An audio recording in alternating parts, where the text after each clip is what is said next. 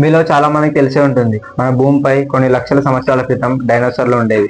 అయితే ఒక అతిపెద్ద ఆస్ట్రాయిడ్ భూమిని ఢీకొట్టడంతో అవన్నీ అంతరించిపోయాయి. భూమిని ఢీకొట్టిన ఆస్ట్రాయిడ్ సైజు ఎంతో తెలుసా?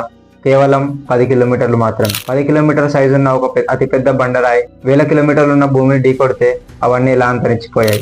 పైగా ఆస్ట్రాయిడ్ ఢీకొట్టింది భూమికి ఒక సైడ్, మరి ఆపోజిట్ సైడ్ ఉన్న డైనోసార్లు ఎలా అంతరించిపోయాయి? నిజం చెప్పాలంటే ఆ ఆస్ట్రాయిడ్ ఢీకొట్టగానే భూమిపై ఉన్న డైనోసార్లన్నీ అంతరించిపోలేదు. కేవలం 10 కిలోమీటర్ల సైజు ఉన్న ఒక అతిపెద్ద బండరాయి భూమిని ఢీకొట్టడం వల్ల అన్ని జంతువులు అయితే చనిపోలేదు.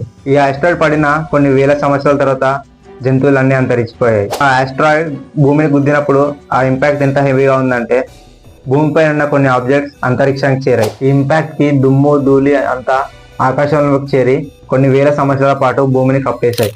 దాంతో సూర్యకిరణాలు భూమిపైన పడకపోవడంతో భూమిపైన ఉన్న చెట్లకు జంతువులకు సూర్యకాంతి అందక, ఫోటోసింథసిస్ జరగక, జంతువులకు చెట్లకు ఆహారం అందక అవన్నీ అంతరించిపోయాయి. బై ద వే 2029లో ఒక 1/2 కిలోమీటర్ సైజు ఉన్న ఆస్ట్రాయిడ్ ఒకటి భూమికి దగ్గరగా రాబోతుంది. దాని గురించి పూర్తిగా తెలుసుకోవాలనుకుంటే పార్ట్ 2 అని కామెంట్ చేయండి. అండ్ ఇలాంటి మరిన్ని ఇన్ఫర్మేటివ్ వీడియోస్ కోసం మన ఛానల్ అయితే సబ్స్క్రైబ్ చేసుకోవడం మాత్రం మర్చిపోకండి.